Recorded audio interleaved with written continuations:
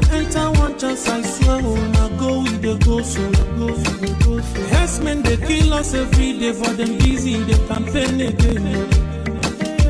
After they failed all the promises they made, oh, then they praise themselves. Why the masses were supposed to give them the praises we they here they run to? Move it up. I blame it on the religious leaders. I blame it on the traditional rulers. People were supposed to fight for the people, they don't compromise. Shame on the rebellious brothers. People will cry with us to ring answers. Today them don't join those oppressors, they eat jollof. Something on the smell of. Very soon now we go perceive them. We have up where this government they cause my time bomb. It go soon explode. Revolution they come more. It is very close and they feel more. When the power of the people we triumph, the power of the people in power. They don't even care, they don't even send. Say the people they die of hunger. Hungry dog is an angry dog. One day you go bite the owner. Idle man is the devil workshop. Many youths for Nigeria no good job. And the country the youths got no future. The country is gone, that's on period. I blame it on the judiciary leaders. I blame it on the electoral officials. People were supposed to save the nation, but they collect it bribe.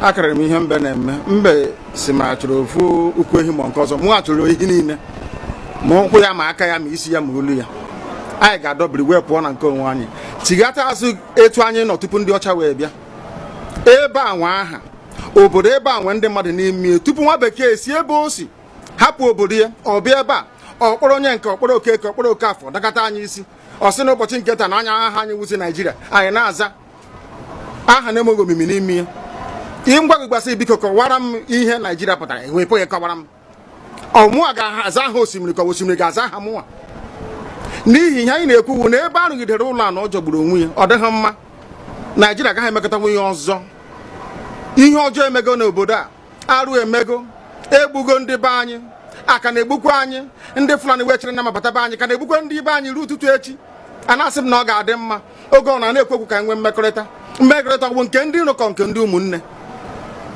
ha egosighị anyị ọtụtụ mgbe ha kpọrọ anyị asị onye ajụrụ ajụ na-ajụ onwe ya ha jụrụ anyị aja ama njụ onwe anyị agbanyeghị na anyị nwe ngwa ahịa n'ugwu Awụsa agbanyeghị na anyị na-azụ ahịa ebe niile dị iche iche na-eme nke ọma kama onye gara ndụ kpakụ onye ire rie n'ihe ọ Ndụbụisi ka anyị na-ekwu okwu ya ka anyị cheghata azụ ebe a ruo obodo anyị ka o wee maa mma wee karịa obodo ndị ọcha na mma ọhịa anyị na-arịọ nwoke na ugwu nwee nkwanye ugwu n'ime onwe anyị ọnwa anyị pụọ n'iro a na-etigbu anyị pụọ n'iro ekwu okwu asị ọ bụ gịnị ma anyị ji wee ekwu okwu ụmụ ihe ndị a ka anyị sị na anyị agaghị anabatakwa ya ọzọ. Akụkọ akọrọ anyị bụ na ọkụkọ na ewu agaghị nzukọ ụmụ anụmanụ a na-emezi mgbe ọbụla a chọrọ ịchụ aja ejiri ọkụkọ maọbụ nwụchụ aja mgbe ọbụla a chọrọ ime ka Naijiria dị n'otu enwe ha na-eto esi wee kpam akpụrụ ndị Igbo ọ pụtara na anyị bụ ọkụkọ maọbụ ka ọ pụtara na anyị agaghị nzukọ mere ya bụ ihe eji eme anyị bụ ndị Igbo ụdị na ọbara ndị Igbo ahụ kpafu n'obodo Naijiria gaja ọ bụ site na akpọmasị ihe na-eme anyị dịka ihe mere ndị ji oge mgbe gara aga etu akụkọ mba niile dị iche iche ji kpọọ ụmụ Izrel asị a na-egbu ha a na-egbu ha a na-egbu ha afọ niile aka na-egbu ha o wee ruo oge ugbu anyị asị na ogbugbu a na-egbu anyị na ọ dịghị anyị mma ọ ka mma na onwe ihe kegbuo anyị wu nwere onwe njem a nke anyị na-aga kama na anyị etete n'ụtụtụ asị na onwe onye gburu ebe a onwe ha na-ekwu okwu o doo na onye onwe onye n'aka ụkọchukwu n'ugwu Awụsa ebepụ isi ọnwụghị ofu ugboro ọnwụghị ugboro abụọ ọnwụghị ugboro atọ ọnwụghị ugboro anọ ọ bụ ruo ole mgbe ka a ga-egbugide anyị wee rue anyị asị mba na anyị ga-aga ka anyị nwee ike wee nwere onwe anyị ọ ka mma na anyị nwụrụ ebe anyị na-azọ nwere onwe tụbụ na anyị nọ n'ụlọ etu a mmadụ ibe mabata n'ime ụlọ mbịa bupụ m isi a sị na achọghị ụdị nka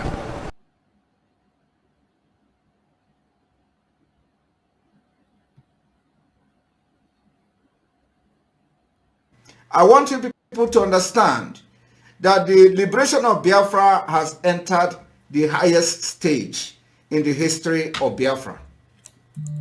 Not even during the war.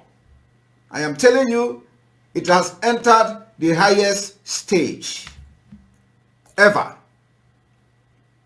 And we are going to do everything humanly possible in this life to restore Biafra. Everything humanly possible will be done. And I want you people to understand that the Biafra liberation is step by step, segment by segment,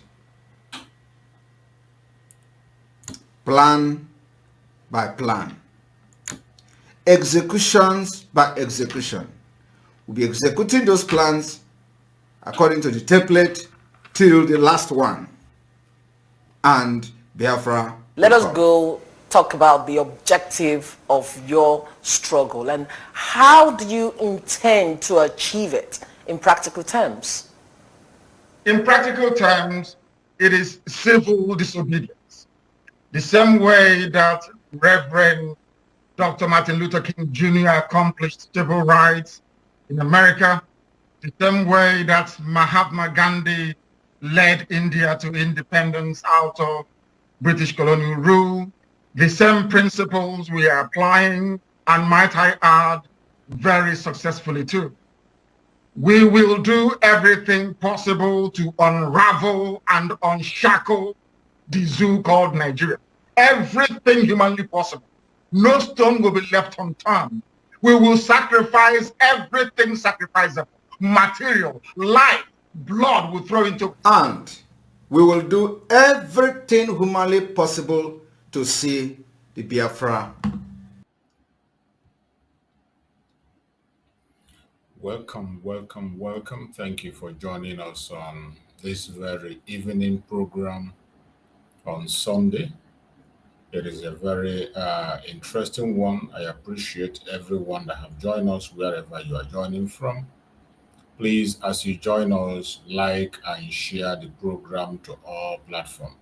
This is a Sunday sermon. As you all know, we hold our Sunday sermon every Sunday.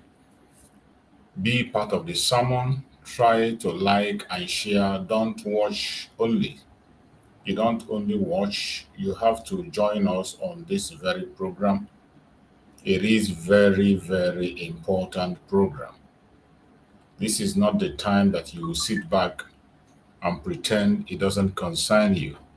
It concerns you. It concerns me. It concerns every single one of us. This is not the time to be silent.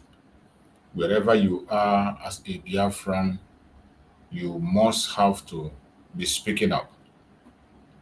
So I welcome everyone that have joined us on this very program. I appreciate you and I wish you all a very happy Sunday, more especially our Biafran brothers, Christian brothers, those of us who are Christians. We know that Biafrans are majority Christians, and many of them have gone to church today and back. So I hope you prayed for Biafra as you went to your church today. Myself, I am a Christian also. I went to church, I come back, but I bet you I am first of all a Biafran before I became a Christian. So my Biafranness is not in battle. They are not at war with my Christianity. And as I always say here every Sunday, if you are a genuine Christian and you are not part of this very struggle, if you are a genuine Christian and you're not speaking up about the situation of your people, you do not want to add your voice because you want to sound good to some group of people. You want to sound good to some people. You want to be acceptable. You don't want to speak up. You should be ashamed of yourself. Whoever you are a Christian and you're not speaking up on what is happening, or you are a Biafran and you're not speaking up on what is happening, you should be ashamed of yourself. You should be very, very ashamed of yourself. There is no excuse to give at this particular point in time. why you are not joining your voice to speak. There is no excuse. Whatever your excuse might be, it's unacceptable. Wherever you are watching this program, I welcome all of you and I thank you for being part of the program. And I have to remind you, for those who are joining us for the very first time, those who are coming across our video for the very first time, I want to remind you that in this very platform, we do not come here to instigate violence. We do not come to this platform to preach hate. We do not come to this platform to attack people or individuals. We do not come to this platform to promote anything except Biafra. All we do here is to present Biafra to the world as the only remedy to the failed state Nigeria. That is the assignment that we have taken upon ourselves, and we will continue to carry out this assignment until the world hears us. We are speaking in the tone and the manner we speak because we are concerned about humanity. Today, more revelations are coming to confirm every single thing that we have been saying. Every single thing that Mazi Nnamdi Kanu have been saying and shouting, more revelations are coming. But I bet you our enemies are not stopping either. They are preparing stronger. They are gathering stronger from different places. And I urge you all to please try as much as possible to stand up for yourself and do what you have to do. We have gotten to a time when you cannot afford to be silent. The situation of the contraption called Nigeria is no longer something that you say it is about the Biafrans or is about a particular group. It is not. This calls for a concern for everybody. Today, people are speaking up from every region. This evening, I will not be able to play so many videos that I had to play, but tomorrow morning program, I will prefer to use those videos for tomorrow morning program, because our morning program is where we have the majority. That is where we have crowd. In our morning program, we have much audience. So we are going to play so many important videos to confirm every single thing we are saying. But in our platform, we don't push propaganda. We do not blackmail. We don't speak against anybody. All we do here is to present facts that are pointing to the situation that the contraption called Nigeria has found itself. All we try to prove is the fact that Nigeria is now a failed state. I didn't say it. A first world country like Canada have confirmed it. The United States of America has confirmed it. Some European countries have confirmed it. Experts have confirmed it. And you yourself as an individual that has common sense, all you got to do is to try as much as possible to pay attention to Nigeria and then make your investigations. Go and look up the indices that makes up a failed state. It's a very simple mathematics. Every single thing that we are saying here is not born out of hatred. It is not born out of malice. It is not born out of jealousy. It is not born out of pride. They are facts. The life of the indigenous people in that contraption called Nigeria is in danger. The warning we are giving today has been given many, many decades ago, but today it is becoming much more clearer. Sometimes when I come here, I tell you that the people that are much more secure than you can ever imagine are the Biafran people. Biafra land, up to this moment as we speak, remain the most secured area in that contraption called Nigeria. If any war comes, the people that can be able to stand for a very long time remains the Biafran people. The same way we stood in 1967 to 1970. This time we are much more prepared than that. But I'm also concerned about the other region, more especially the Southwest. As we speak, the Southwest is under siege. I am not just saying it, but it is a shame that some people have not the wood in their eyes, and they are looking at those who have toothpick in their eyes to remove. Some people have ignored a mighty tree before them, and they're going ahead to hit their head on that mighty tree, and they are warning people that have a little stick before them. It is very sad. Go to the news, focus on the on the southwest. You will see what is happening. You will see the revelations that is coming. The revelations that are coming is not simple one. They are not cheap. Recently, Gani Adams have come to open up and speak about the insecurity situation in the southwest. But it's a shame that somebody like Gani Adams will be there and things will be going on, and yet his hands are tied. With the title Gani Adams has in Yoruba land, with the title he has, he should be taking the position and doing the needful without minding. But from the way we look at things, everybody's hand has been tied in Nigeria and they have been bought over. For one reason or the other, people are busy protecting their own personal interests. People are busy protecting their tribal interests. People are busy protecting one issue or the other. People are busy protecting their personal business, and they forgot that the enemy that is over Nigeria, as we speak, is an enemy that wants to take away every single life. More especially those who are not of the same ideology, of the same faith with them. This is a fact. It is no longer a story. By tomorrow, I am going to present one of the interviews that was granted to a security expert. You know, when we talk about these issues, sometimes because we come on social media to speak, some say, oh, you are just speaking for attention. Oh, you are just keeping yourself busy. You're making money online and all that. It is sad and shameful that even when people know the truth, they tend to ignore it and confuse others to continue to dine and whine in destruction. Tomorrow, I am going to play those videos. Many of you must have seen it. But sometimes when you look at this video and analyze it properly, then you begin to understand it better. There are so many videos that are online, but when you see them, you just look at them and you walk away. But by the time you bring those videos and analyze it and explain further on what transpires in those videos, you begin to understand it better. My tomorrow morning program is going to be explosive. And we are going to dive into, more especially, comments that are coming from people that are not Biafra. I am going to use video programs, informations that is coming from experts, people that are not even Biafrans. Tomorrow morning program is going to be explosive. Try as much as possible to join us tomorrow morning and start with us so that you don't miss anything.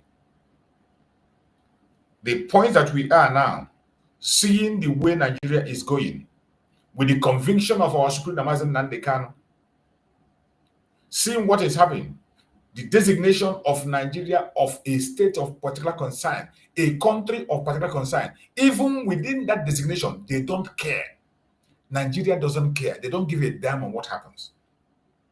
And when I say Nigeria doesn't care, there are people who have hijacked the Nigerian system. Nigeria, as we speak today, is under the caliphate. Some of you continue to deny this fact. You continue to deny it until it consumes you. Some of us feel because it has not affected the member of your family, you feel it doesn't matter. Because your brother, your sister, your uncle, your in-laws has not been affected, you don't care. Recently, we saw somebody who was writing online, telling the world that he's secured. There is no Christian genocide. Everything is okay. There's no problem. That the government is there. And he was congratulating Tinubu. After that lady made that comment, when the terrorist attack, her life was taken.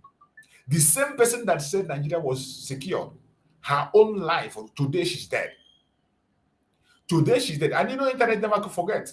People begin to pull out her tweet, where she tweeted and wrote in support of Tinubu that there is no terrorism. There is no Christian genocide. Today, wherever she is, she will be there and she'll be watching.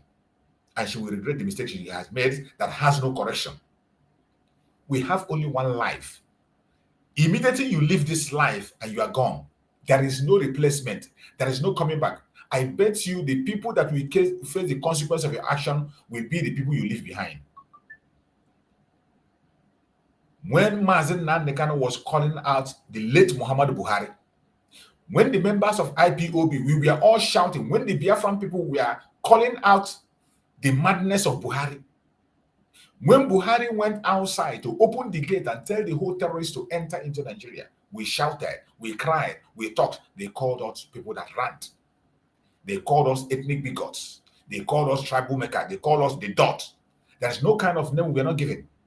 In the midst of that, they went ahead to go and kidnap Mazi Nnamdi Kanu in Kenya just to make sure they shut him up. Just to make sure they shut him up. Today, that man, late Muhammad Buhari, that have been denying before, they have denied, and they use his name to be able to fix themselves and hijack Nigeria today. Today, you have seen what Buhari has given birth to. That name Buhari has given birth to Nigeria, having the vice president as a member of Boko Haram. Today, the leader of Boko Haram is the vice president of Nigeria. And these things, when you say it, some people will just look at it as if, as if they are surprised. And some people would think that we are making it up. Every single thing I say here is not made up. The only thing that is making you to see that something is made up is because you're an idiot. An idiot that have refused to apply his common sense to do something. Because everything I'm saying here is in the public. It is not a rocket science. You don't need any experts to show you. They are there in the social media, in public view. The only thing it takes is for you to pay attention and pick out the dots. That the vice president you are seeing today is a terrorist, was part of those that formed the Boko Haram you are talking about today, was part of those who paid money to the Fulani terrorists to come into Nigeria and invade it. He was part and parcel of it. You saw the audio that leaked from him. One of the deadliest wanted terrorists was found in his own apartment while he was the governor. The vice president today you have, a terrorist that caused havoc, was found in his home, in his house. That was where he was caught, in the house of this man who is your president today, dining and whining. And when he became president, the first people he visited was the bandits. Everything I'm telling you on video, I have played these videos on my platform here. But still yet, somehow, Nigerian people are the worst kind of citizens I have ever seen in this planet Earth. That is why when you see somebody address himself as a Nigerian, feel sorry for him. Anybody that identifies himself as a Nigerian, feel sorry for them. These are people that, even though they have gone to different kinds of schools, gone to different kinds of places with experience, their brain is taken out completely. Their brain is no longer inside them. They can only operate effectively when you remove that tag, Nigeria, for them. A country that have experts, intelligent and wonderful people, young people that are very vibrant. Nigerians, people who found themselves in that contraption called Nigeria, they are doing exploit in countries of the world. Wherever you find them, they are the excellent brain everywhere. But yet, in that contraption, within that name, they are a bunch of idiots. Within that name, once you bring them into that entity called Nigeria, you see professors behaving like criminals. You see professors behaving like criminals, complete IGBOs. And they will lose their brain. They will lose their conscience. You see pastors acting like street touts because of the tag called Nigeria. You see pastors acting like fraudsters, complete licensed fraudsters in the street. That is what Nigeria can produce. It is sad. It is very sad. The worst place you can be a citizen, the worst place you can claim to be a citizen, there is no other place in the planet Earth where you can find what is happening in Nigeria that is happening. There's no. A country that is rich of everything you can think of human being. Very rich in human resources, even without the mineral resources. Without mineral resources, the human resources, the brain alone in that contraption can make them to become the Japan of the whole world. But what do you see? They prefer to dine and wine with terrorists. They prefer to embrace terrorism. They prefer to jail the truth. You go online, you see people that you feel that are intelligent, people that you see that they have gone to school, spend their hard-earned money, spend years sitting in class to study. When they open their mouth and speak about issues, you feel sorry for yourself. People that have spent years in classroom reading, people that countries of the world, schools have wasted certificate and gave to them. When they sit down and speak about issues, you feel sorry for them.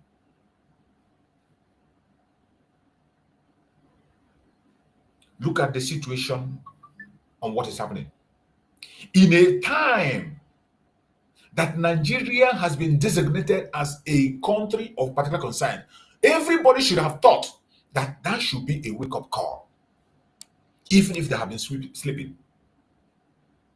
Everybody should have thought that by designating them a country of particular concern by the strongest nation in the whole world, the United States of America, that should be a wake-up call.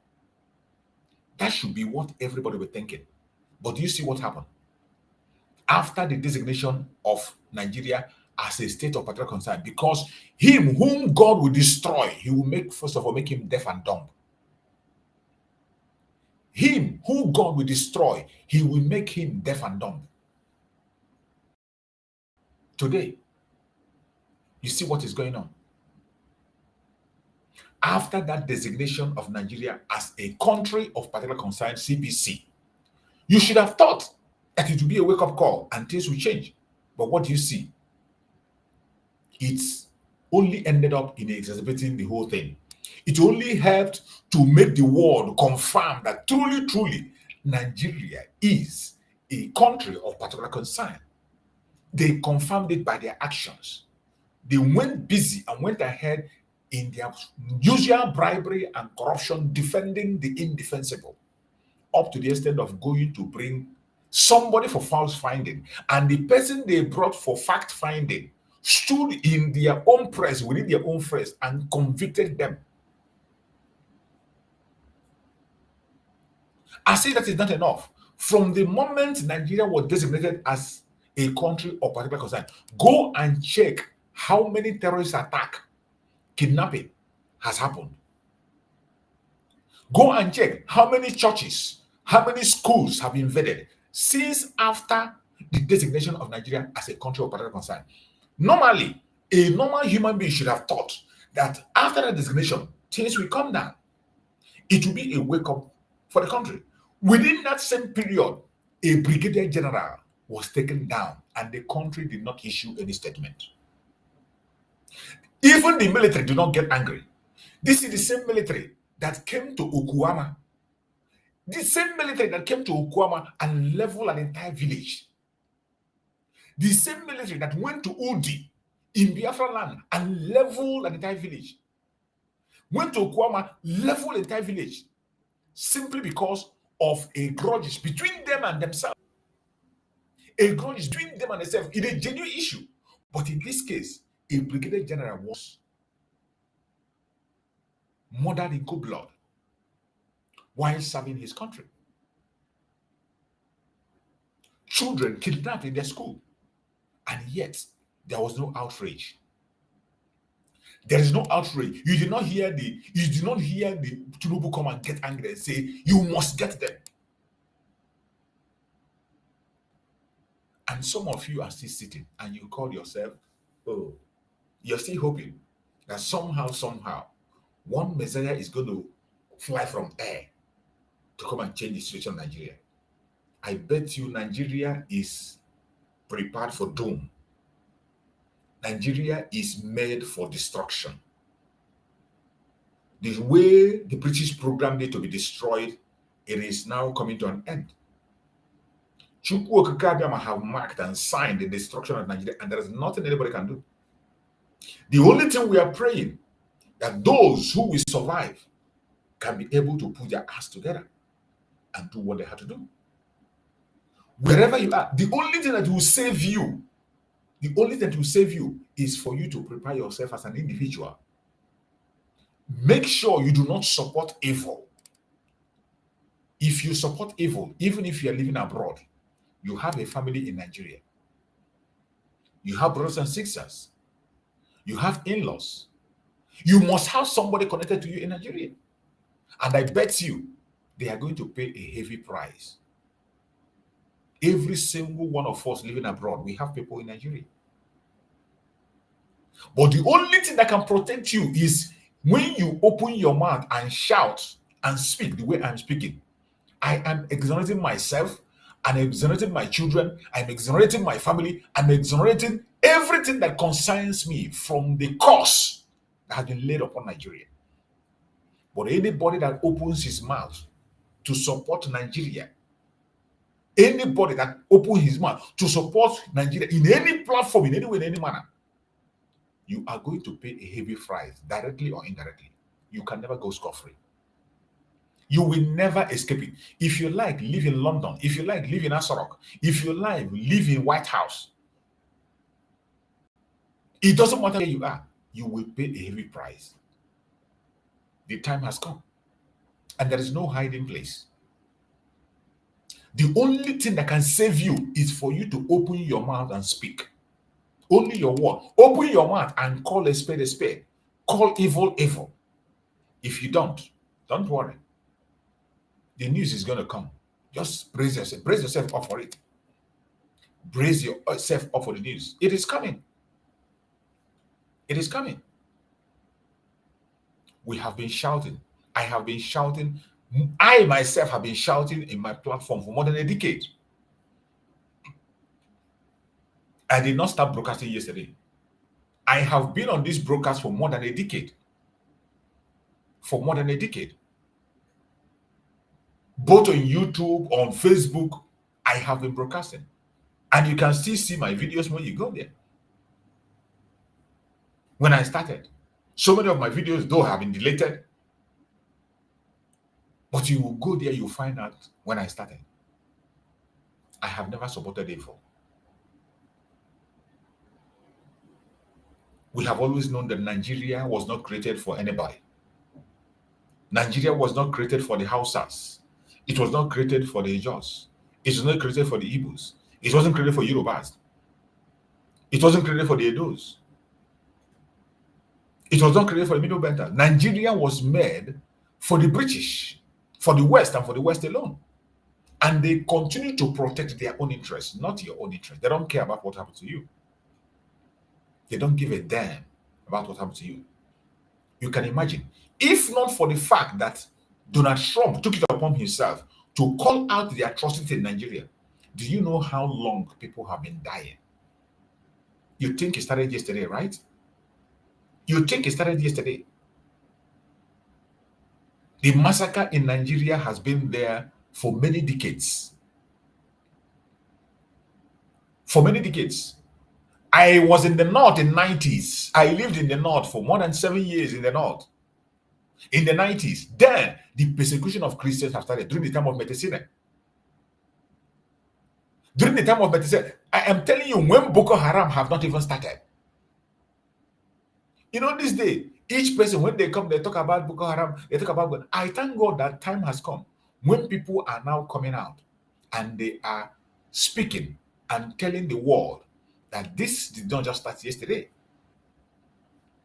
It didn't start yesterday. So many of us have been there. We saw it all.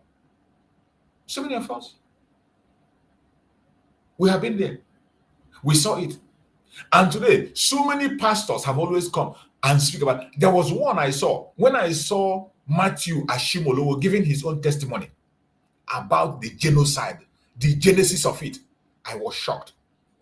I never even knew that Matthew Ashimolowo, I never knew that that man could be that brave to come out, because he's one of the prosperity pastors. But he was brave enough. Pastor Matthew Ashimolowo, most of you will know him. I will play his video so that you can hear his testimony. And that when you listen to the testimony of Matthew, you will see the connection between the genocide of the Biafrans and the genocide of the Christians. You know, each time when I try to connect these things, people will think maybe we are just trying to play on it. But I tell you, Matthias Shimolowo is not a Biafran. He's a Yoruba man. But in his testimony, he dragged the testimony from the origin of this genocide. It started from Igbo genocide in the northern part of Nigeria. Igbo genocide. Then I was in the north. In 90s, I was in the north, in the northern part of Nigeria. We see the breeze blow. We saw everything. We were hearing it. It was terror every time. And whenever they come to attack, it is Igbo first. And the way they rate their Igbo is that anybody that is from the southern part of Nigeria, you are an Igbo man if you are living in the north. Sorry. If you are living in the north and you are a southerner, you are an Igbo man. If you like, continue to deceive yourself, continue to paint yourself whatever you like. You're an Igbo man and you are going down. That is the most pitiable thing that some idiots don't understand.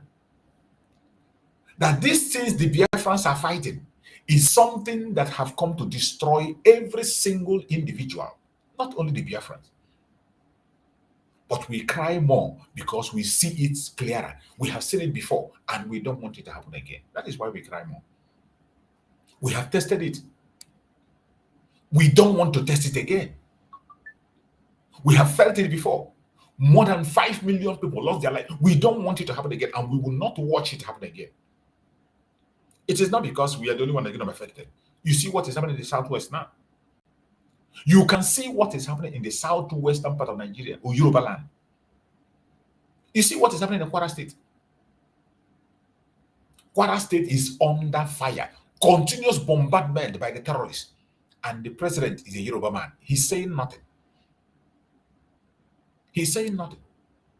I would like everybody to join me on that program tomorrow morning for us to dissect that very revelation made by a specialist. A specialist that was interviewed, a Yoruba man, interviewed by a Yoruba lady, and he made explanation on how Tinubu entered contract with terrorists. Tinubu entered a contract with terrorists. That is why he cannot do anything today. If they like, they take all the life in Nigeria, he will never do shit. He can't move. Surrounded himself by terrorists. Every key position in Nigeria is held by terrorists. Every key position in Nigeria is held by terrorists. National Security Advisor, NSA, a terrorist, Nuhu Ribadu. And you know the relationship of Nuhu Ribadu with Tinubu. The vice president, a terrorist. Your former minister of communication, Pantami, do you know the amount of information he has? Up to this moment, do you know the amount of information Pantami is controlling? Somebody who is supporting Al-Qaeda. Somebody who is an active supporter of Al-Qaeda was appointed by Buhari as Minister for Communication. So you can imagine the amount of information a terrorist had about Nigeria. Go to their military. Nobody's talking about military again. Nigerian military is gone completely. Completely gone. You can imagine a country where a brigadier general was taken down and there's no outrage. Just imagine for a minute. Imagine for a minute that that brigadier general was taken down in Biafra land. Just imagine that that brigadier general was taken down in Biafra land. You saw what happened in Okuama. The entire community were destroyed by Nigerian government in Okuama because of a clash between their own people within themselves. The same Nigerian criminals, they transferred the aggression to the community. Okuama community was entirely deserted. You saw what they did to Udi. You saw what Obasanjo did to Udi in Biafra land.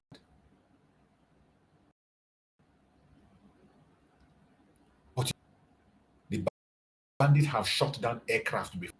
They have clashed and extract even when they kill the kill chief of army staff. A chief of army staff died in a crash that was shot down by the bandit. Now a brigadier gunned down. And they are busy recruiting these people more. They say they are repentant. The language you continue to hear is repentant Boko Haram. It is very shameful. Very, very shameful. Very, very shameful. And I tell you, if you are not speaking up, I don't care whether you are a Biafran. If you don't speak up, you are going to pay a heavy price. If you like, live abroad. If you like, live in Asoro. If you like, live in White House. You are going to pay a heavy price. As I said before, every single one of us has a family in Nigeria. If you don't have your immediate family, you have your in-laws. If you don't have your in-laws, you have friends. And I bet you will definitely pay. For as many as are not speaking up on this issue, most importantly, those who are saying everything is okay in Nigeria, those who are moving about, thinking everything is okay, when you talk about it, they see you as an idiot. When they see us online talking about Nigeria issue, they see us as people who are jobless. They see us as troublemakers. You are going to pay. You are going to get that phone call. When you get that phone call, you are going to hear that phone call. When you get that phone call, I will see who you run to. You must get that phone call. You must get it. Because the time is due. You see the unjust judgment they pass on Mazi Nnamdi Kanu, and go to social media, you see people rejoicing, including Biafran people, including Igbo people. What you see online is everybody say, calm down. Oh, let's stay calm. Let's stay calm. Let's stay calm. Bunch of idiots and criminals. They are coming people. They don't want people to protest. They don't want people to react, and they do nothing. And you tell me that God will not punish all of you? And you say God will not punish every single one of them, more especially the politician from A to Z, without any exemption. God will set every one of them on fire. They will all be consumed. Every one of them will be consumed. God will punish all of them. Every one of them. They will never go scot-free. They will never get scot-free for selling out Mazi Nnamdi Kanu. Selling him out. Not only selling him out, and they sent him to Sokoto Caliphate. They took Mazi Nnamdi Kanu and handed him over to the arch enemy of the people in exchange for their one Nigeria. Tinubu took Mazi Nnamdi Kanu to buy his presidency. That presidency is going to consume him and his entire generation. That presidency will consume Tinubu and his entire generation and all the politicians in the Southeast. Every one of them. I want us to listen to this testimony from Matthew Ashimolowo. Let us hear the testimony of Matthew. Pay attention and listen. I love the way he started his own testimony from the genesis of the problem, because people are running away from the genesis of the problem.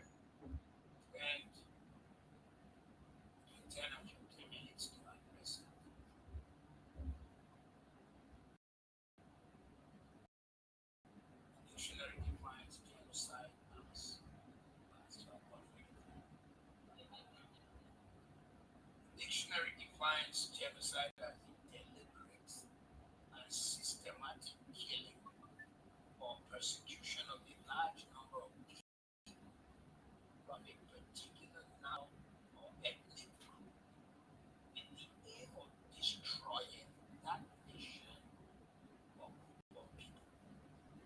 And with that definition, I'm going to turn my answers to a question or questions to the majority of the people who are here today.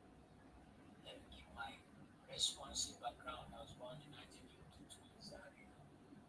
Born in the military barracks and born in Kaduna, Zaria, Kaduna, Kano. So my answer does not come out of just newspaper, but experience. First riot I ever experienced, with all due respect, was in the from the East. I was there during the Zaria riots when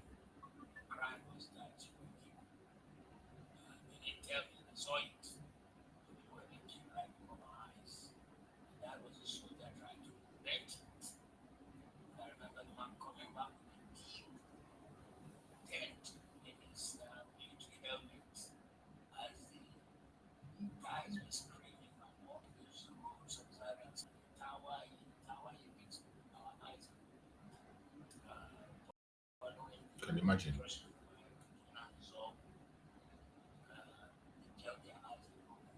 So, that certainly was genocide because people were being dragged out of their house and killed.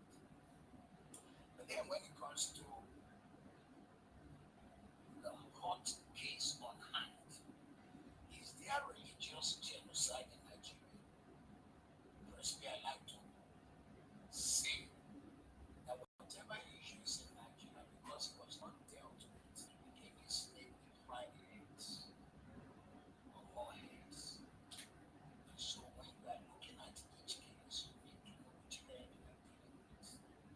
Bandit is the head, banditry is the head, terrorism is the head.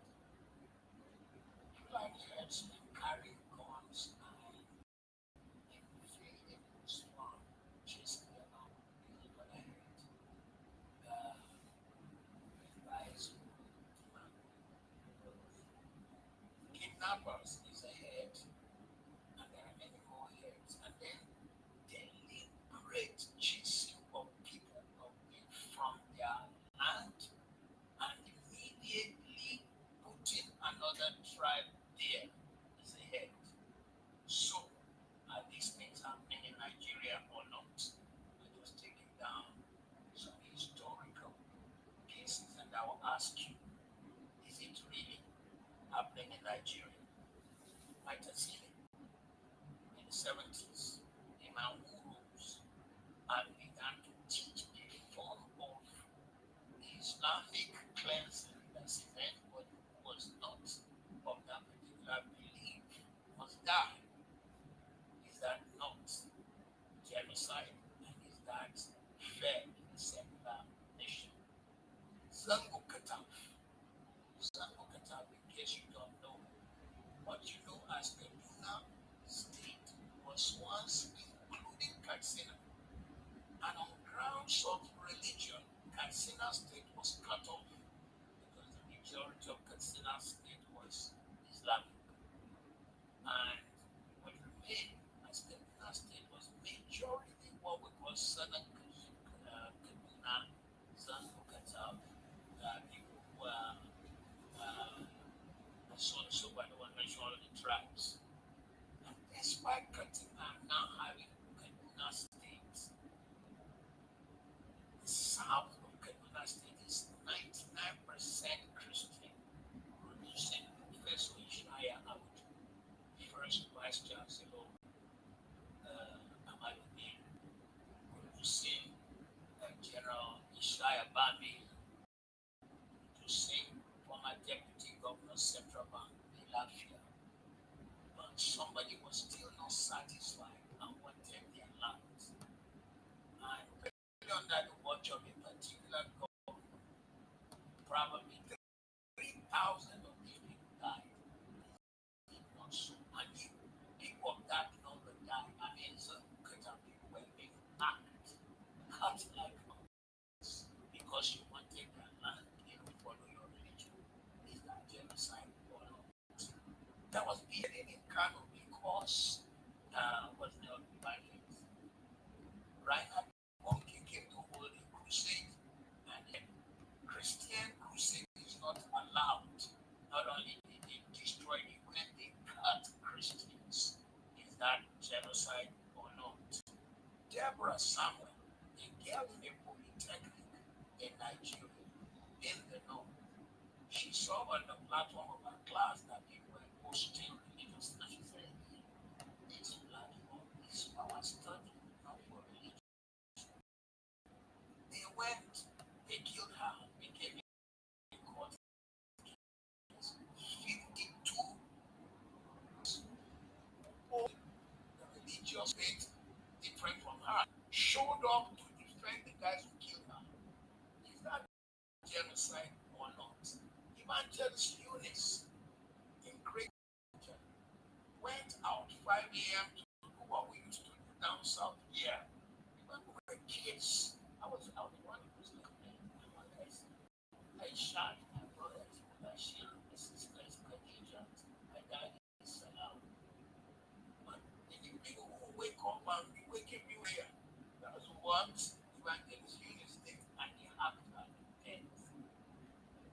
And then, if all that is not jealousy, and if it is just religious intolerance, what happened when the Biafra came out and said, I am from Southern California, and 23,000 of our people died, and actually when we called, we should come and defend them, the military, the police, they don't shoot, it is after they have gone and illegal. And they say they have it on good record that some mysterious helicopters are coming to give these people equipment. Is that not a plan of genocide? If it's not genocide, what shall we say of what's going on, particularly states in the north that are of Christian conviction? Then with even today's Vanguard reports one day local government that people were hacked, and the plan is to chase them out, and some people come to occupy. When I say some people, let me be bold to say Fulani herdsmen and some guys carrying on come to occupy because I said, okay, but the songs are radio and that's a shame. That song says that the whole of Nigeria is the land of God and the shame of people. And until that is achieved, the rich water remains. So somebody somewhere does not want this kind of facing the reality. Is there a genocide? You will have to answer that question yet. But let me just say, 270 girls were carried out of this school. They were all Christians. The people who carried them committed 5 crimes. 1, child molestation, because Nigeria has criminal laws in every state. Anyone under is 18, which is a person, it's a crime. They raped these girls. 2, if you carry a person against their will across border, it's trafficking. And though we have human trafficking laws. 3, you force this to change religion. 4, you force them into marriage. That is the 4th criminal offense. 5, some of them were violently raped. And then 6, so they were killed. Same people who committed this crime. You say you forgive them. Who forgave them? Where were they forgiven? Court of law. Is it the government that said, oh, spend criminal laws of Nigeria in the case of Boko Haram, who carries their whatever of the Hydra heads carrying the girls? Who did it? So, if you now say you forgive them, where are they? It is rumored that some of them are now repented and you brought them into the army. How can a man who have committed all the crime now qualify to be the defender of the nation? It is rumored that some of them are in the Air Force. How can a man like that defend the Federal Republic of Nigeria? How can we trust him in the country where I live at the moment? Touch the heart. You're a man. You touch a child and it is you would be the register of childless. And the moment you change local government from one local government to the other, you must go and report yourself as a child molester so you can be on the books of child molesters. Once the have passed a case against you that you molested, you will anytime you don't need the police to do it. You have to go and report yourself. There are jobs you cannot get. Case. These guys are forgiven. 2, they were deported. 3, you see their for where is the fruit of them. So we cannot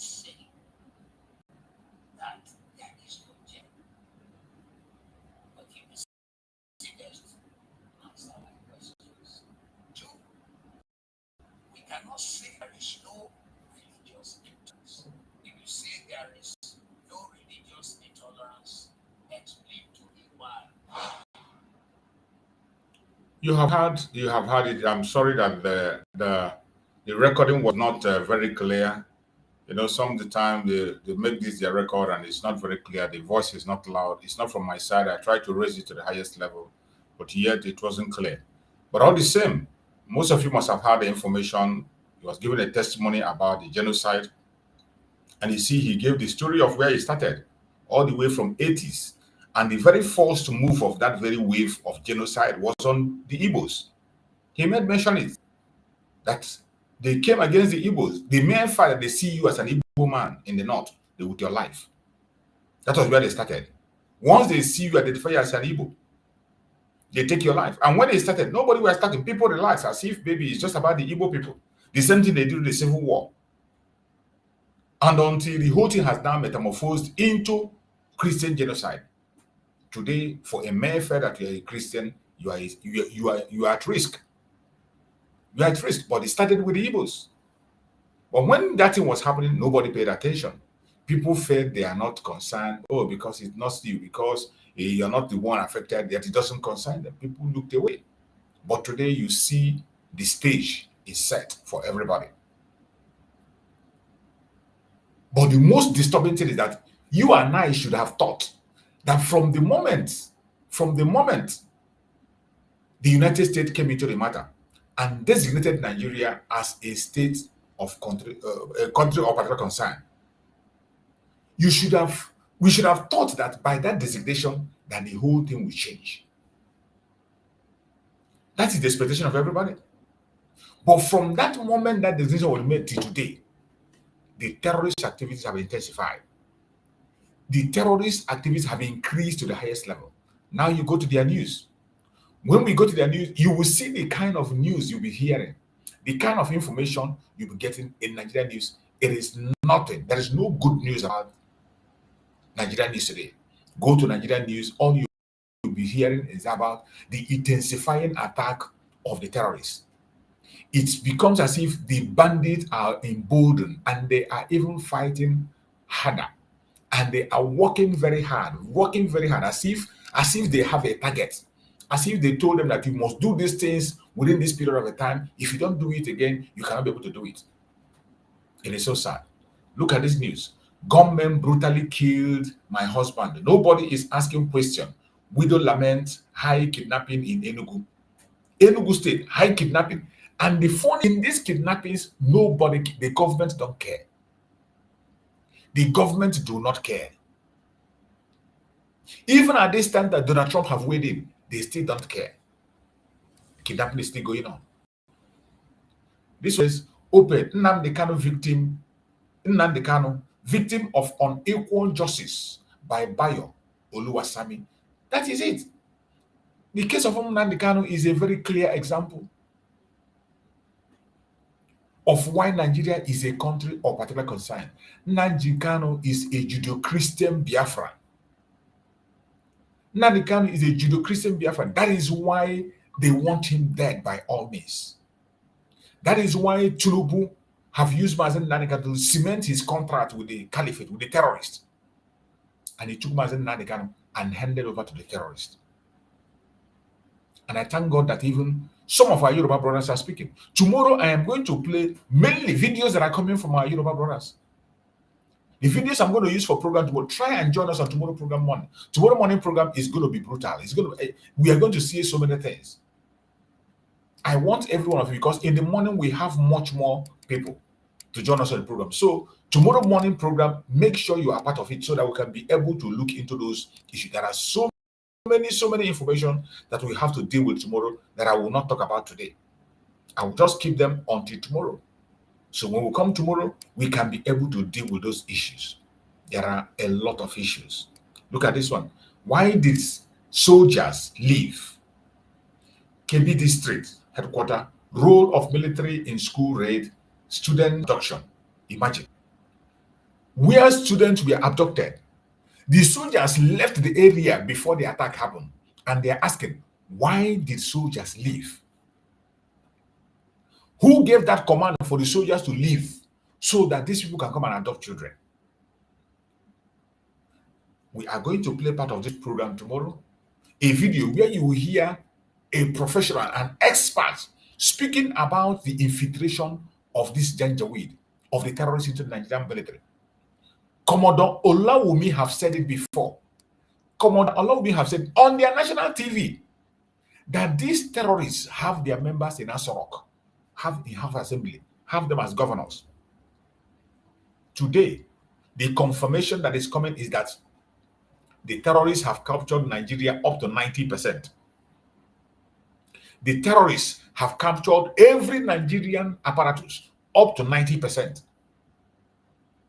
But some of you are still jumping around. You think it's about the Biafran people, right? Whenever you hear our voice, you're agitated. When you see our platform, your body begins to shake. You begin to carry your muscle. Once you hear our voice, you are so troubled. Oh, Biafra, Biafra.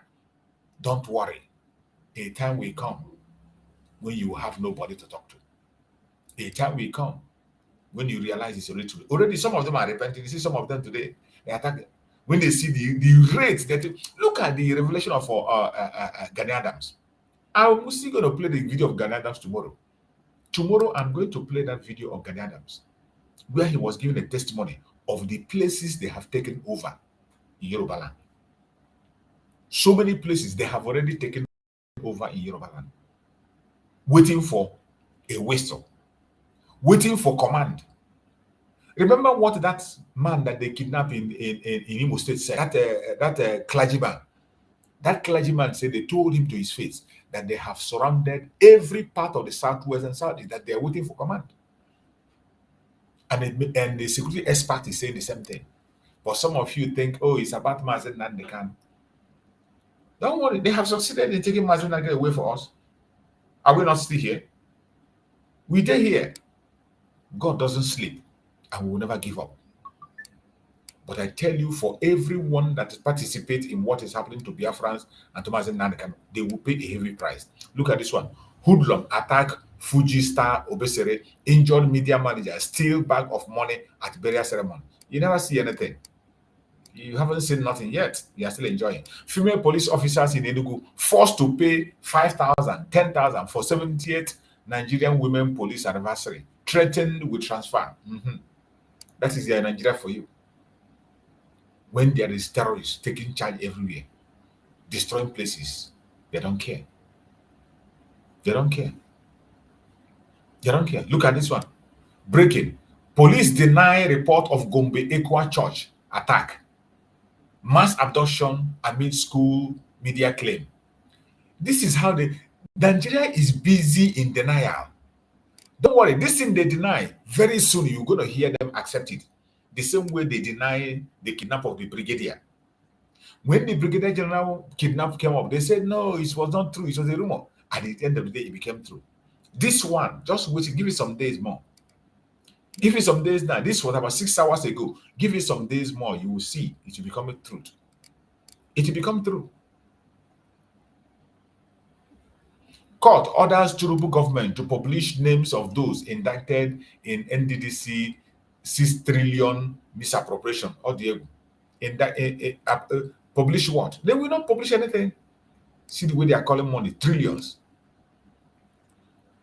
Look at this one. You know, they've been carrying out rumor everywhere. They say the judge that stood for Mazi Nnamdi Kanu case, that was an attack. That was an attack on his life. They wanted to assassinate him. This idiot that called himself whatever his name is, he's not even worth remembering his name. That idiot that pronounced sentence on Mazi Nnamdi Kanu. You know, they have been circulating videos and rumors and say that he was attacked. Look at it. Finally, judiciary denies assassination attempt on Justice Omotosho following Nnamdi Kanu's life sentence. Judiciary denies assassination attempt on Justice Omotosho following Nnamdi Kanu's life sentence. If you go on media today, you see them carrying that rumor that there was an assassination attempt on Justice Omotosho because of the Mazi Nnamdi Kanu sentence, because he sentenced Mazi Nnamdi Kanu. Don't worry, what will kill him will kill him. We won't. It's not we. What will destroy him will happen to him. It is not the Biafran people. All this their nonsense can never. It doesn't bother us. They have come. They deny their own lie. The same propaganda they put forward, they came out and they deny it. We did here. We did here. This is Kwara Church reopened as preachers declare judgment terrorists who killed worshippers. It is not opening church that is problem. You better put security there. You better put security in that church, because if you don't put a security, they are going to come back and they're going to take people again. 50 people escape abduction at St. Mary's Catholic School in Niger State. 253 people still held by terrorists. You can imagine. 50 escaped. 253 held. St. Mary Catholic School. A Catholic school. Why a Catholic school? Why don't they go to Islamia school and kidnap people? They should go to Islamia school and kidnap people. They will not. And they will come and tell me it's not war against Christians. They will tell you it's not a genocide. They will go around and begin to talk rubbish. And every one of them that is denying this, it will happen to them one after the other. It will happen to them one after the other. 50 people escape abduction at St. Mary's Catholic School in Niger State. 253 people still held by terrorists as we speak. This is 4 hours ago. It's 4 hours ago. It's 4 hours ago. And you're not happy. Donald Trump wanted to come and take action, and you see them running their mouth.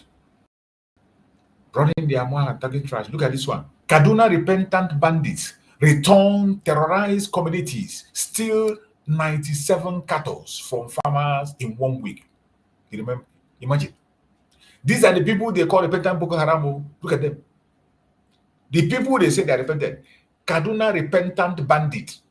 Repentant bandit. Kaduna repentant bandit. Return to terrorize communities. Steal 97 cattle from farmers in 1 week.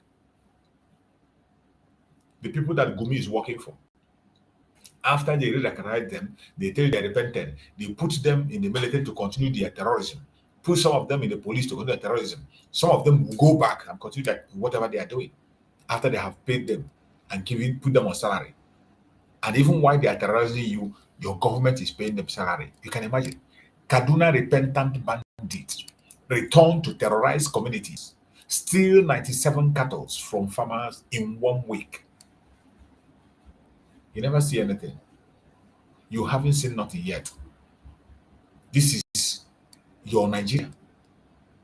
This is your Nigeria. Nigeria bosses, drug syndicate, arrest couples, other kingpins in nationwide crackdown. Huh? These are the kind of news you see in Nigeria. These are the kind of things you see in Nigeria. A very lawless country. A lawless country. A lawless country that you cannot imagine. You can never find any good news anywhere on Nigeria. It's always news about destruction. News about breakdown of law and order everywhere. Custom, police, orders, escort smuggled goods, pocket 4.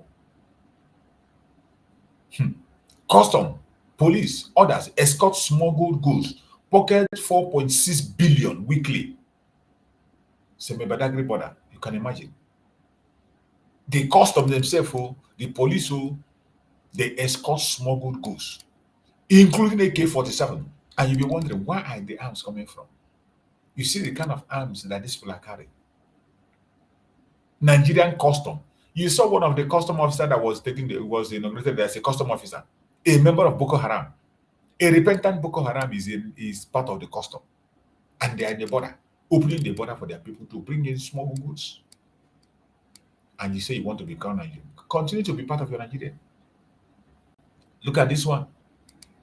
Look at this one. 1 hour ago. This is just 1 hour ago. ISWAP abducts 13 female teenagers from Borno farm. 1 escaped. This is 1 hour ago. In a time that Nigeria is designated as a country of particular concern, 1 hour ago, ISWAP abducted 13 female teenagers from Borno farm. Only 1 escaped. Make it a play. Continue playing. Look at this. Breaking. 38 worshippers of Kwara Church regain freedom. They have paid ransom. Thank God that they regained freedom. They have paid ransom. Let us read it and see. even though they will not tell you they paid ransom, they're going to hide it. They are going to hide it. They're going to hide it. But it doesn't matter how they play their games. The United States is on top of the game and they are watching. Nigeria will never escape what is coming. Country of particular concern, that's what they are. And the nation attack has increased and continue to increase. And if anybody think it's going to stop tomorrow, you better think it is not going to stop. It is even going to get worse. Kwara State Governor Abdurrahman Abdrazak has announced the release of 38 persons who were recently abducted on attack on the Christ Apostolic Church CAC in Eruku, Ekiti local government area. The freed abductees regained their freedom on Sunday, November 23, several days of coordinated effort by security forces and government representative. Press secretary of the government disclosed the information in a statement issued on Sunday. According to Governor Razak, attributed the successful rescue to the on approach of President directed measures to secure the release. Imagine you're praising trouble for releasing them. Oh my God, you should be ashamed of yourself. The president had called off his scheduled trip for the 2020. They wouldn't tell us how much they paid for G20 meeting on South Africa to attend to the breaches in Kwara and Kebbi states. The statement also directed heightened security deployment to Kwara, in which underlined his firm commitment to the safety and well-being of our people and Nigeria as a whole. The abductees were freed today, November 23. Today, Sunday, after so many days. It said the governor expressed his gratitude to the president, saying that the release is wholly due to his direct intervention. Tell us the initiative, how much was paid. Tell us. He also appreciation to the Office of the National Security Advisor, the Department of Security, the Nigerian Army, the Nigerian Intelligence Agency, and the Nigerian Police, which deploy 4 new tactics teams to the state under the president's directive. In addition, Governor Razak thanked the religious institution that leaders and the residents of Kwara State for their support and solidarity during the ordeal. The abductees returned marks of significant relief for the community following the traumatic incident that had drawn national attention. Earlier on Sunday, Sahara reporters report that service had resumed at Kwara Church following the recent terrorist attack. On November 18, 10 armed men stormed the church during an evening service, shooting at worshippers. 38 members were abducted and several were killed, including the pastor. In a viral video seen by Sahara reporters from the service held on Sunday, November 23, 2025, the preacher declared that God's judgment would descend on the terrorists who attacked the congregation and took lives. He urged members not to fear death as Christians, insisting that God's promise of eternal life remained assured for all who dies in the name of Jesus. He said, as a Christian, you must not fear death. Jesus has promised you eternal life. He has promised eternal life to us. We know we are promised eternal life, but he didn't promise you to fold your hand and watch your head chopped off. Don't fold your hand and watch your head chopped off. This kind of message they are preaching while they are working with security, and they will tell you don't protect yourself. You better wake up. You better wake up. You better wake up and don't fall into their nonsensical preaching that some of them preach. You must learn to protect yourself. Any church where there is no enough security, you got no business. Any church that cannot provide security for you, you got no business staying there. Go your house and worship God in your home. He will listen to you. This is one is there. Nnamdi Kanu reject life sentence, call for justice review, thank reporters, brothers, Canada. Yeah, finally, Mazi Nnamdi Kanu, Barrister Maxwell and Mazi Nnamdi Kanu brother have been able to visit Mazi Nnamdi Kanu in Sokoto. I think they met with Mazi Nnamdi Kanu in Sokoto, and Mazi Nnamdi Kanu also talked to them. And I think that's where they brought this very report from. That Nnamdi Kanu reject life sentence, call for justice review, thank supporters, brothers, Kanu Nnamdi. So that is it. Mazi Nnamdi Kanu is in Sokoto, as we said. He has been seen by his brother. They visited him. So, but we are still waiting to get the entire details of the situation out there. We're not getting detail. Hopefully by tomorrow in our morning program, we'll be able to speak more about that and the detailed information on what is going on. So my fellow Biafrans, we must not look away. A lot is going on and more things are still going to happen. So many things are still going to happen. Every one of us must be very, very careful. We must be very, very careful. A lot is still going to happen.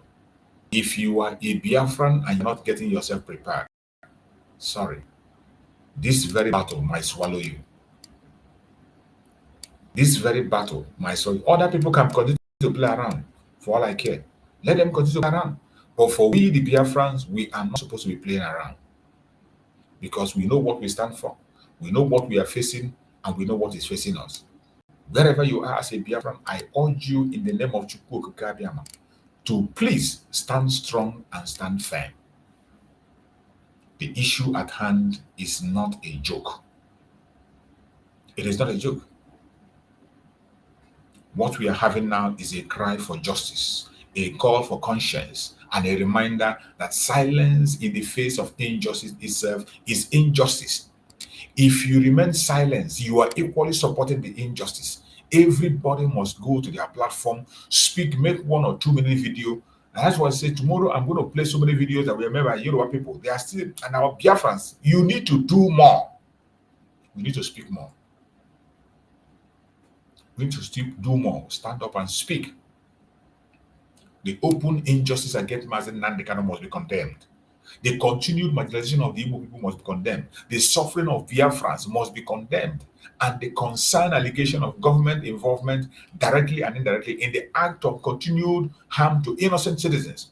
Nigerian government involvement in terrorism, direct involvement in terrorism must be condemned and called out. And that is what we will continue to do. From tomorrow, we are going to intensify in expositions and revelations from different angles. We will continue to do that. Wherever you are, you must continue to add your voice. Don't be silent, my brothers and sisters. Let us begin what cannot be denied. The injustice against Mazi Nnamdi Kanu is no longer hidden. It is open. It is clear. It is undeniable.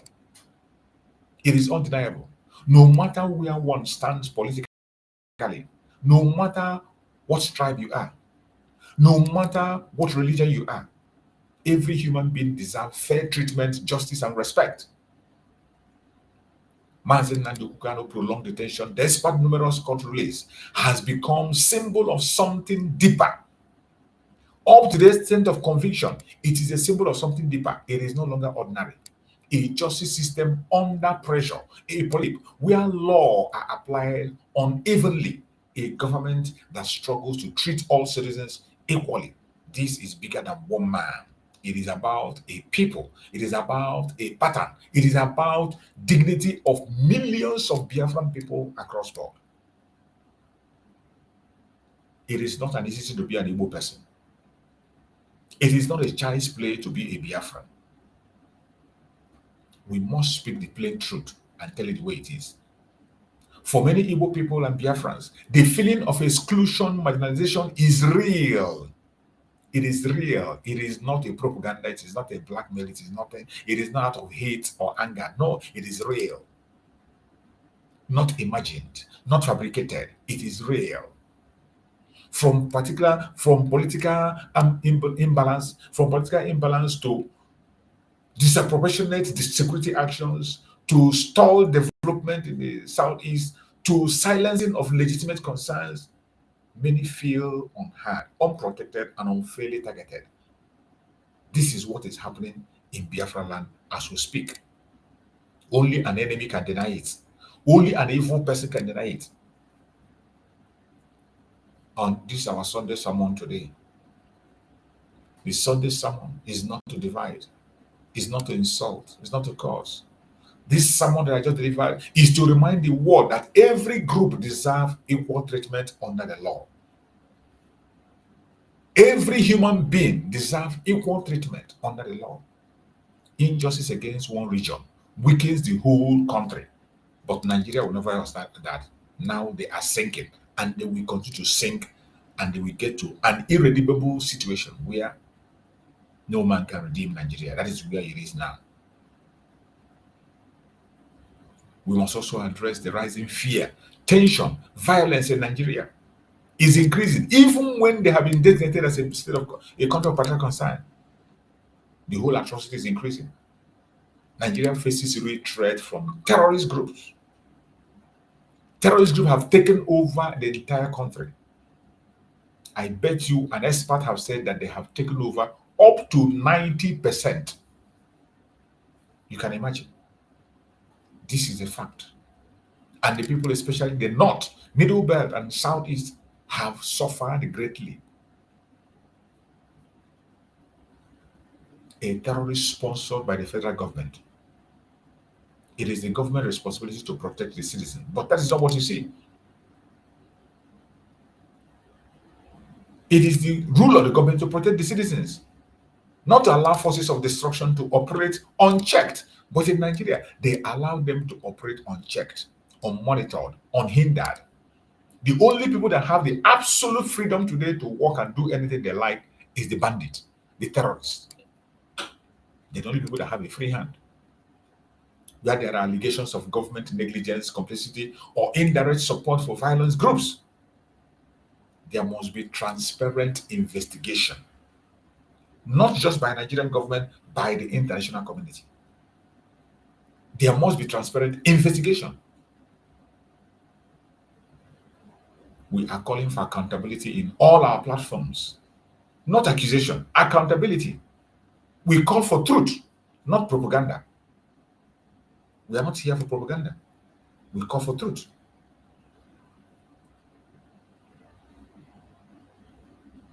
We call for protection of the people.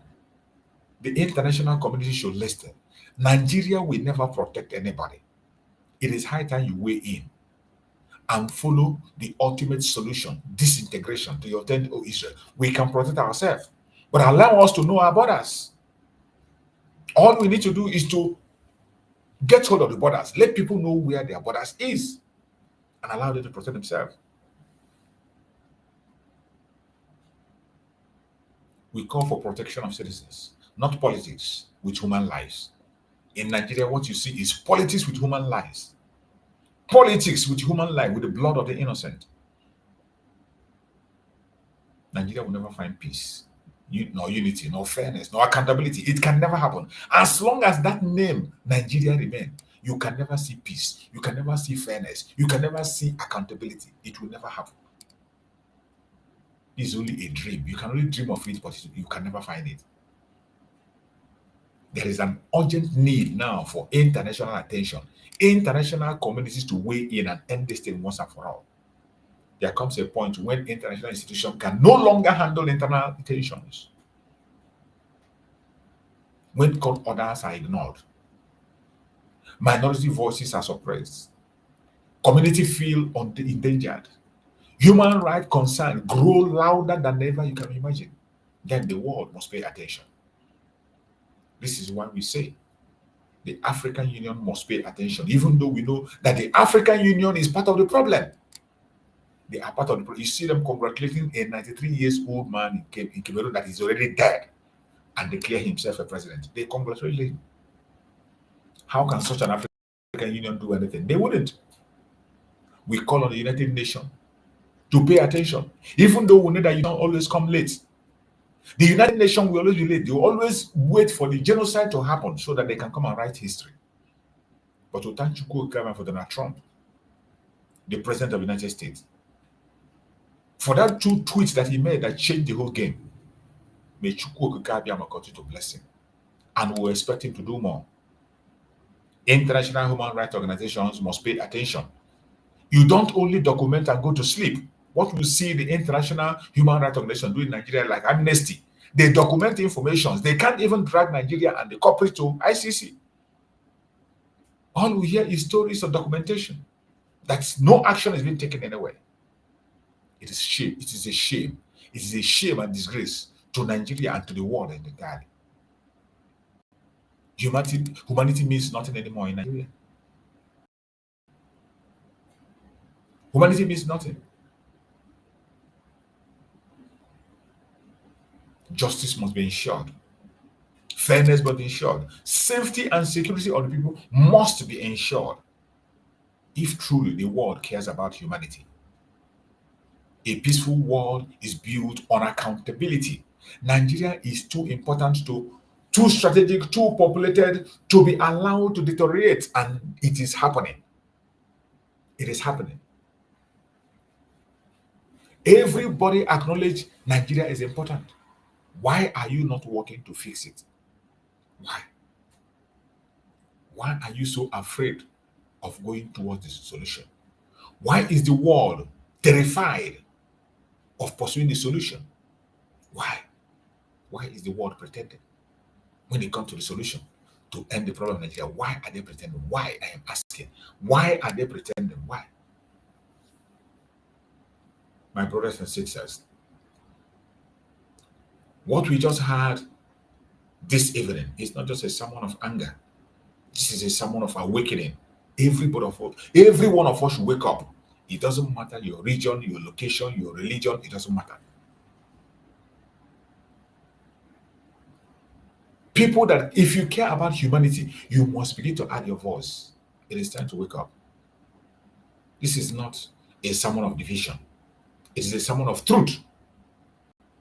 This is not a sermon of fear. It is a sermon of courage. Let the world hear this. Every citizen deserves protection. Every community deserves justice. Every people deserve dignity. Every leader deserves accountability. We stand today not only for Mazi Nnamdi Kanu, not only for the Igbo people, not only for Biafrans. We stand for oppressed people across Nigeria who long for a nation where justice is not selective and freedom is not privilege. That is what we're asking for. And we are hoping that we are going to get there by the special grace of Chukwu Kabiam. We are going to take our freedom. May this sermon move hearts. May it awaken leaders. May it inspire justice. May it bring peace. Let us continue to speak truth. As long as truth needs to be spoken, continue to speak truth.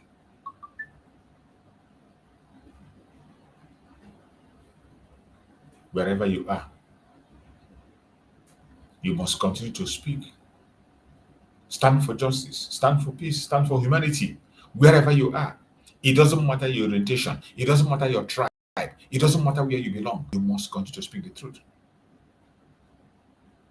You must continue to speak the truth.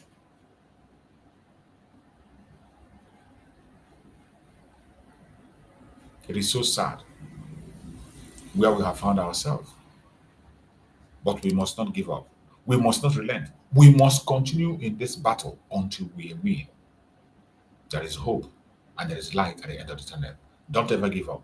No matter what you see, no matter what you hear, never, ever, ever you give up.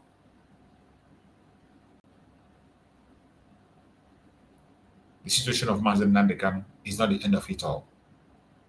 By the special grace of Chukwu Kabiam, whatever they produce of Mazi Nnamdi Kanu is not new. We are not surprised. It only exposes the wickedness of the system. It only contributed, it contributes more to show the United States that Nigeria cannot be redeemed. What is happening today is to confirm that Nigeria cannot be redeemed. Our Supreme Mazi Nnamdi Kanu is putting his life on the line.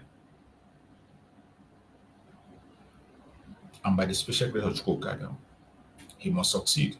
Let us continue to pray for him. Let us continue to follow him. Let us continue to advocate for him. Don't you ever allow him to be silent.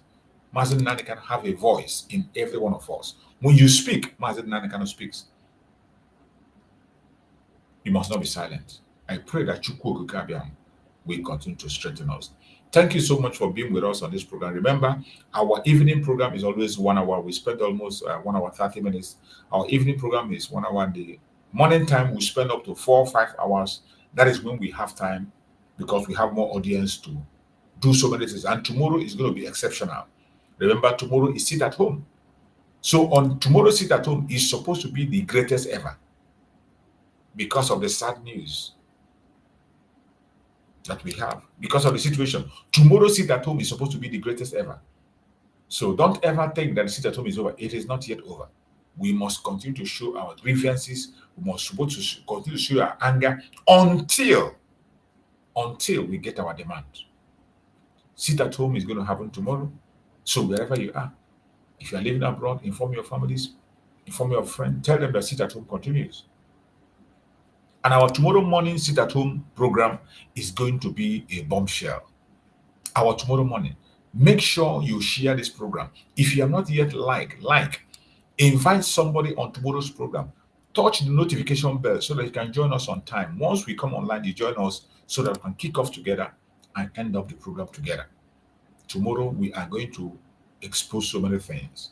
We are going to talk about so many issues, which we cannot talk about this evening because in our evening program, we have a limited audience and we have a limited program that we do 1 hour. We have already taken up to 1 hour, 30 minutes. And I thank you all for your patience. Thank you for being with me up to this time. I pray that we guide and protect every single one of you Biafrans, wherever you are joining us from, either from Biafra land, from Nigeria, from Africa, Asia, Europe, America, Australia, Canada, New Zealand, Russia, China, wherever you are joining from, Israel. I welcome you and I thank you for being part of this program. May Chukwu guide and protect you. And I pray for our leaders, Mazi Nnamdi Kanu and Mazi Simon Ekpa. May Chukwu continue to guide them, protect them, secure them, and keep them safe for us. Thank you for being part of this program. See you again tomorrow morning for our full program on tomorrow so that we can kick off and get to the point where we need to get to. Thank you so much and stay blessed. Good night, everybody. Good night.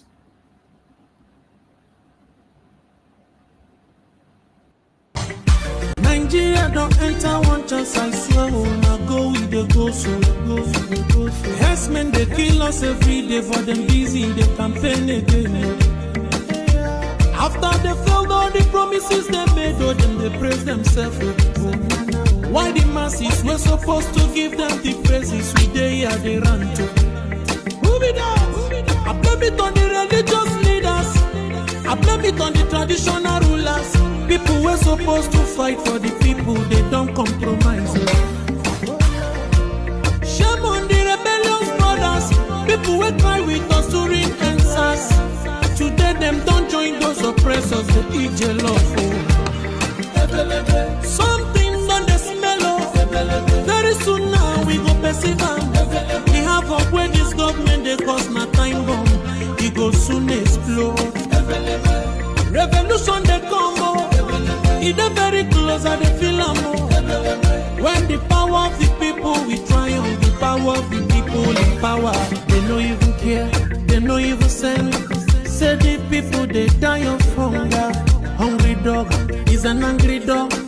One day you go bite the owner. Idle man is the devil workshop. Many youths for Nigeria no good job. And the country the youths got no future. The country is gone, that's on period. I blame it on the judiciary leaders. I blame it on the electoral officials.